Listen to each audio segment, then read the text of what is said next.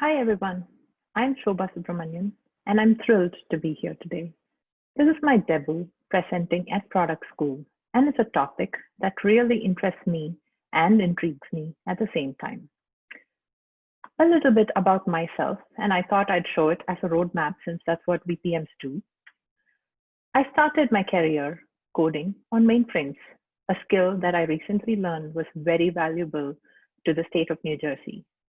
Since then, I've transitioned from being a business systems analyst to a business consultant and to more product ownership roles, and then on to being a product manager at Visa and now more recently at Uber. It's been a fun journey, but there's more to it. Along the way, I found things that I love, like sports, movies. I picked up some hobbies. I'm an avid hiker. I love running. And I'm also a pet parent. In this photo, that's my boy Hector, who walks me 3 miles every day. Today, we're going to talk about B2C and B2B products and product management and some of the key challenges faced. What are some things that are similar and what are some things that are different? Just a quick slide on things to keep in mind. There's no one size fits all. You'll need to tailor these to your specific needs. The content and examples in this presentation may be more from software products because that's where my experience is, but it can be extended to non-software products as well.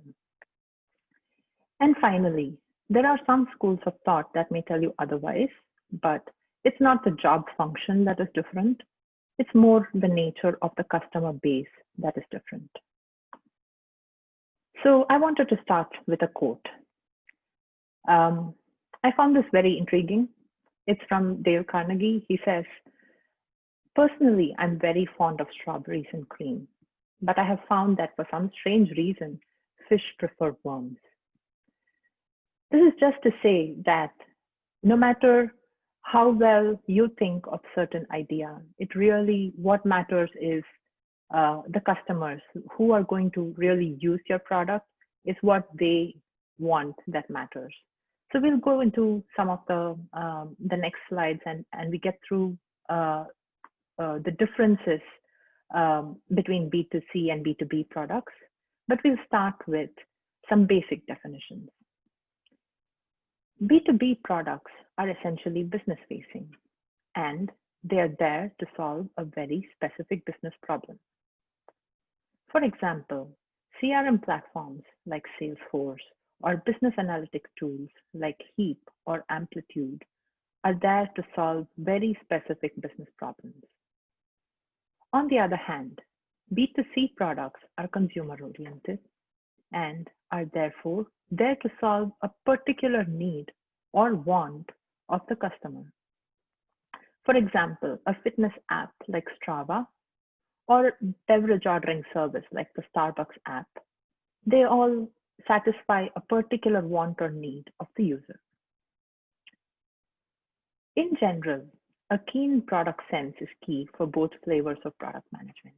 And by that, what I mean is in essentials and in basic principles of product management, across the board hold good, right? It's not very different from B2B and B2C product management.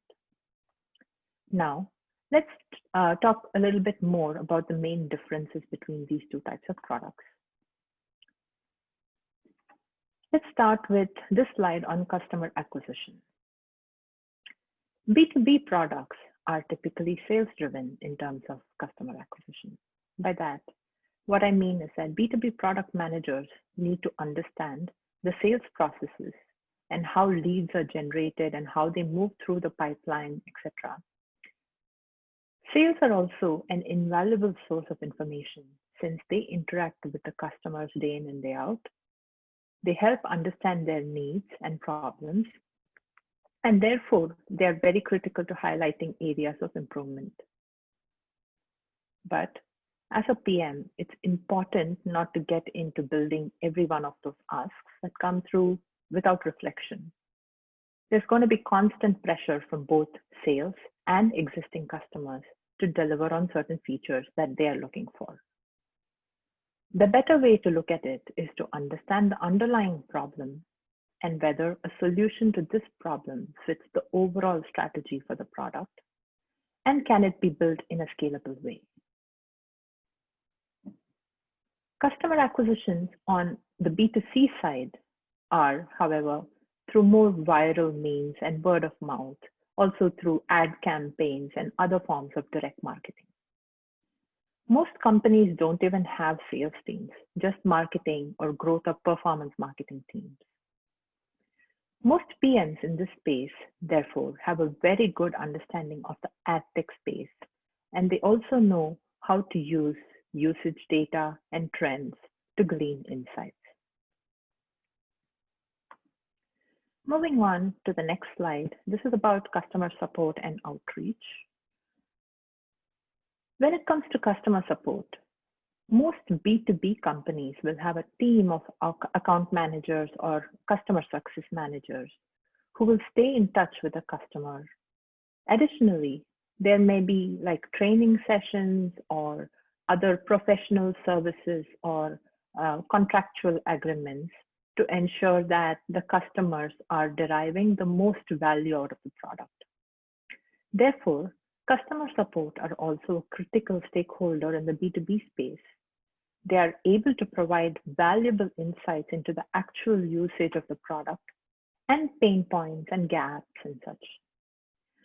For example, if you are a PM for the omni-channel commerce product of a company, and for some reason, the in-store hardware malfunctioned at a customer's location. There may be several reasons for the malfunction. It could be a wrong installation, faulty hardware, disconnected from the Wi-Fi network, for example. We had a very similar instance where the issue was actually due to faulty cables that were causing the malfunction. Realistically, as a PM, the only source of information for such values is through the customer support channels. In B2C companies, however, customer support tends to be more transactional in nature. That is, to solve a particular customer's problem or issue with the usage of the product. Customer outreach is usually done through mass communication or campaigns, and therefore, there is much less direct relationship between the customer and the company. Reviews and other feedback mechanisms try to bridge the gap, and are also easy self-serve options make the need to talk to a support person unnecessary. But nevertheless, the fact remains that the relationship between the customer and the company is a lot closer in B2B products as compared to B2C products. Moving on to the next slide, let's talk a little bit more about stakeholders. With B2B products, usually the person making the decision to buy is not the person who's going to be using the product. For example, in large organizations, the decision to make the decision to purchase a tool is usually made by a collection of people. For example, vendor managers, procurement partners, business development, potentially in conjunction with the manager of the end users who will be using the product day to day. While the users may be involved in some part of the process, they are not the decision maker. In addition, there may be several other indirect stakeholders, such as security, legal compliance, finance and accounting, etc. Like, depends on the product, and essentially getting their buy-in is just as important as the main stakeholders that we talked about earlier.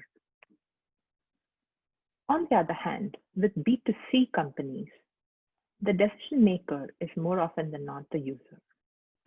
There may be some exceptions, like if you think of a family subscription to something. So essentially, the challenge lies in creating a strong enough value proposition such that the majority of the cohorts of your customer base are covered.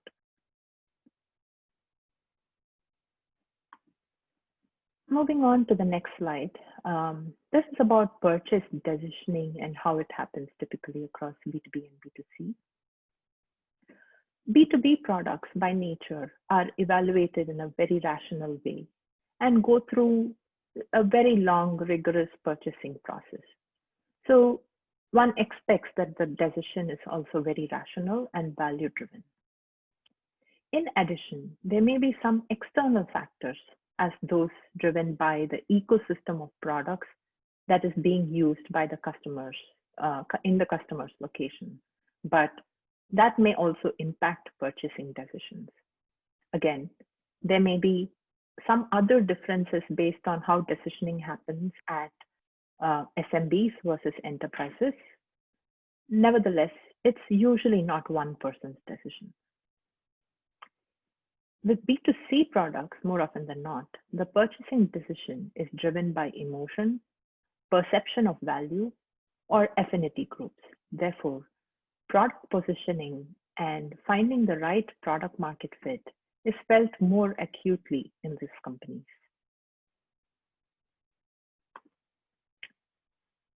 Moving on to the next slide, let's talk a little bit about usage and monetization of the products. There are some obvious things about B2B. They deal with fewer customers and typically tend to be priced higher than a B2C product. The pricing of a B2B product is done through contracts and licensing and tends to be value driven. Most B2B companies adopt like several ranges of pricing to cater to different segments of their potential customer base. Typically, enterprise customers have custom pricing plans. And also, since the sales cycles tend to be long, lasting months even, most of the contracts that get signed come up with like terms and clauses that relate to termination of the contract. And therefore, there is a little bit more predictability towards the revenues that it's going to generate. On the other hand, for B2C, anybody is a potential customer. It's typically free or very competitively priced. Therefore, B2C companies have to come up with very creative ways to monetize their product. Usually it's through ads or sponsored content. Also, pricing tends to be very much same across the board. Usually you don't see very much like variations across the product and how it's priced. The path to profitability is determined by reaching a certain critical mass of users. All right, moving on to our favorite topic, which is roadmaps. Bread and butter for PM, so this is something that always generates a lot of interest. In B2B, several stakeholders are there to provide feedback, good actionable feedback, and also provide us with a channel to get in touch with their user base. But that also means that there may be several feature requests that may arise from sales cycles, existing customers, or support. For some examples, there are certain cases where a sales cycle may request that a particular feature become available so that a contract can be signed. And in those cases, it's really a question of how that feature fits into the overall roadmap for that product. Also, in these cases, the customer tends to look for visibility into the roadmap. So they are trying to find out when their feature, what they're looking for, becomes available in the product's roadmap. Let me give you an example on this. For example, there may be, say, certain manual steps involved in onboarding a merchant onto an e-commerce platform. Subsequently, these will need to get automated so that the product can scale. The users of the platform will look for visibility into when those steps get automated so that the processes on their end may be streamlined. With B2C, New features typically originate from analyzing user cohorts and usage patterns, identifying gaps and features through user research, and adapting to the changing preferences of the customers. For example, and all of us might be familiar with this, but Facebook adapted to repeated questions from customers for a dislike button by coming up with reactions, which was a big hit. So just wanted to wrap up that section with saying, this is a very famous quote. You can just ask your customers what they want, and you can try to build that and give it to them. By the time you get it built, they'll want something new. So this is a pretty tough job for a PM, but it's the same across the board. I don't think it's very different from B2B or B2C. It's just a challenge that we have to contend with. I have another slide here that talks about a few more things that are different from B2B and B2C, but I thought I'll skip this in the interest of time. These are pretty self-explanatory, and I believe the presentation is going to be shared. So feel free to reach out to me if you have any questions on these. But moving on to the next slide, and let's shift gears a little bit and talk about what's similar. UX is super critical. Gone are the days when you could just get away with subpar user experience on B2B products. The bar is high, and better usability and intuitiveness goes a long way in reducing support costs, training needs, and increasing operational efficiencies. Building hypotheses and testing or validating via like iterations or experiments is also becoming pretty standard across both worlds. There's absolutely no substitute to listening to your customers. That's a no-brainer. You just have to listen to your customers. And finally, communication is key. Constant communication helps ensuring that all your stakeholders are aligned, and that's a very critical part of a product manager's role. Now let's talk a little bit about some challenges and risks faced by B2B and B2C product teams. With B2C, the challenge is to build something that's meant for everyone, to be able to reach them and convince them about the value of the product that you have built. With most B2B products though, the biggest challenge is, especially for PMs, is not to become order takers. The ability to execute on your product strategy and yet be able to make trade-offs as the need arises is bread and butter for the B2B PM. Talking about risks, for B2C, market risk is one of the most important to address. The inability to find product market fit is the biggest startup killer. In addition, success is typically measured by reaching certain milestones, and it is not one big bang release. For B2B, it's all about hitting the ground running with a minimum viable product. To ensure that the product is at least at par with competitor products, the minimum viable product becomes very critical. Therefore, execution strategy and hitting the major release milestones become super critical for B2B products. And finally, I wanted to leave you with some points to ponder. While viral growth was originally more of a consumer growth mechanism, it has made its way to B2B as well. For example, when a Zoom customer has a video call and they have a participant who's from a company that's not yet using Zoom, for example, or when you're participating with some external vendors or suppliers and you invite them to join a Slack group, and essentially their company isn't on Slack yet, right?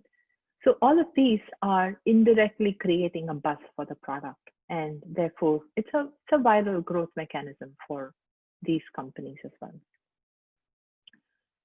And another very interesting thing is about marketplaces. Marketplaces have both sides. There is a side that's more B2B, and then there's a side that's more B2C. For example, at Uber or Amazon. That also means that they bring together some unique product requirements as well as some challenges and risks. So that concludes my presentation. I hope that was helpful. A quick note of appreciation for Saskia and Janet from Product School for coordinating this session. Thank you so much.